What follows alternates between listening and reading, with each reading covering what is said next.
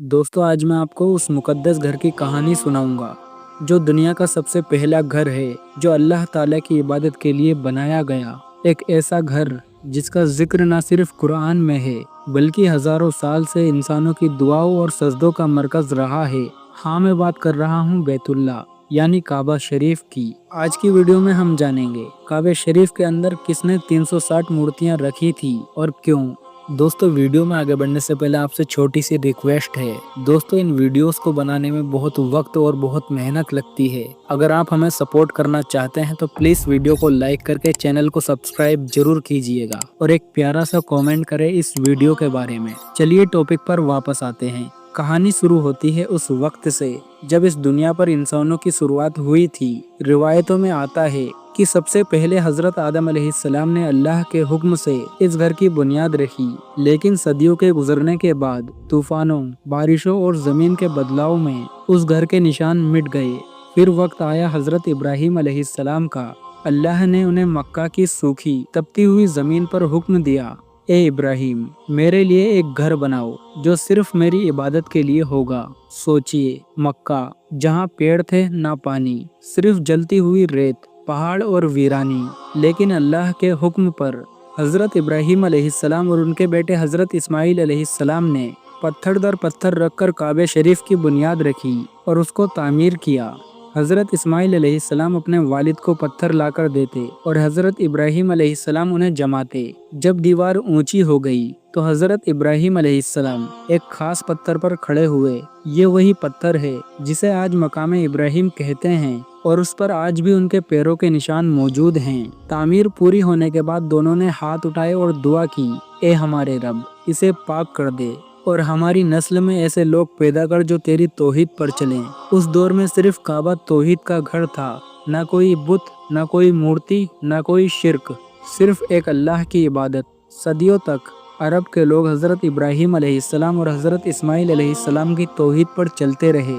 हर साल हज होता, लोग तलबियाँ पढ़ते, लब्बैक अल्लाहुम्मा लब्बैक ला शरीका लका लब्बैक। लेकिन वक्त के साथ इंसानों के दिल बदलने लगे, उनकी अकीदतें कमज़ोर हुईं और धीरे धीरे उन्होंने तौहीद से मुंह मोड़ लिया। शिर्क का पहला बीज बोया गया।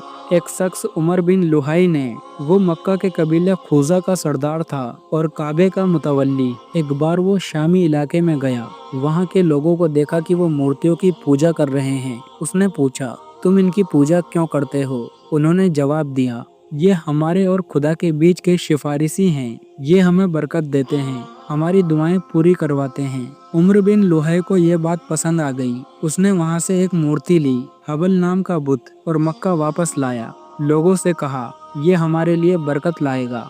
यही वो दिन था जब काबे में पहली बार मूर्ति दाखिल हुई। धीरे धीरे हर कबीला अपनी मूर्ति लाने लगा और एक दिन ऐसा आया जब काबा तौहीद के घर से बुतों का घर बन गया। रिवायतों में आता है कि फतेह मक्का के दिन जब नबी सल्लल्लाहु तआला अलैहि वसल्लम ने काबे को शिर्क से पाक किया तो काबे के अंदर और बाहर 360 मूर्तियां मौजूद थी। हाँ, साल के हर दिन के लिए एक बुत। इनमें कुछ मशहूर बुत थे। हबल सबसे बड़ा बुत लाल अकीक से बना, काबे के अंदर रखा था। लात ताइफ में पूजी जाने वाली देवी जिसका मंदिर काबे से बाहर था लेकिन उसका असर मक्का में था। उज्जा नजद की देवी, अरबी कबीले की मददगार मानी जाती थी।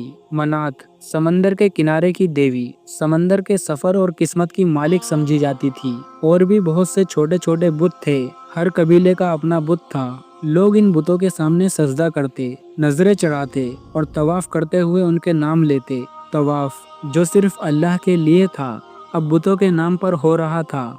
अल्लाह ने अपने आखिरी नबी मोहम्मद सल्लल्लाहु तआला अलैहि वसल्लम को भेजा। आपने ऐलान किया, ला इलाहा इल्लल्लाह, अल्लाह के सिवा कोई माबूद नहीं। लेकिन कबीलों के सरदारों के लिए ये बात हजम करना मुश्किल थी। उनका कारोबार, उनकी इज्जत, उनकी सियासत सब इन बुतों से जुड़ी थी। उन्होंने नबी सल्लल्लाहु तआला अलैहि वसल्लम को सताया, ताने दिए, मारा, पत्थर फेंके, लेकिन नबी सल्लल्लाहु तआला अलैहि वसल्लम ने कभी हार नहीं मानी। 13 साल मक्का में और फिर हिजरत के बाद मदीना में आप सल्लल्लाहु तआला अलैहि वसल्लम ने तौहीद का पैगाम पहुंचाया। साल 8 हिजरी नबी सल्लल्लाहु तआला अलैहि वसल्लम 10,000 सहाबा के साथ मक्का की तरफ रवाना हुए। मक्का बिना खून खराबे के फतेह हो गया। نبی صلی اللہ تعالیٰ علیہ وسلم کعبہ میں داخل ہوئے، ہاتھ میں لکڑی کا ڈنڈا تھا۔ آپ صلی اللہ تعالیٰ علیہ وسلم ایک ایک بت کو گراتے جاتے اور آیات پڑھتے جاتے اور کہتے، حق آ گیا، باطل مٹ گیا۔ سورہ الاسراء کی آیت 81 پڑھتے جاتے، 360 مورتیاں ایک ایک کر کے گرا دی گئی، حبل، لات، عزا، منات سب مٹا دیے گئے، کعبہ پھر سے توحید کا گھر بن گیا۔ دوستو، کعبہ یہ صرف عمارت نہیں، یہ توحید کی نشانی ہے۔ جب بھی اس میں شرک داخل ہوا، اللہ نے اپنے بندوں کو بھیجا جنہوں نے اسے پاک کیا۔ آج بھی ہمیں توحید پر ڈٹے رہنا ہے اور کسی کو بھی اللہ کے ساتھ شریک نہیں کرنا۔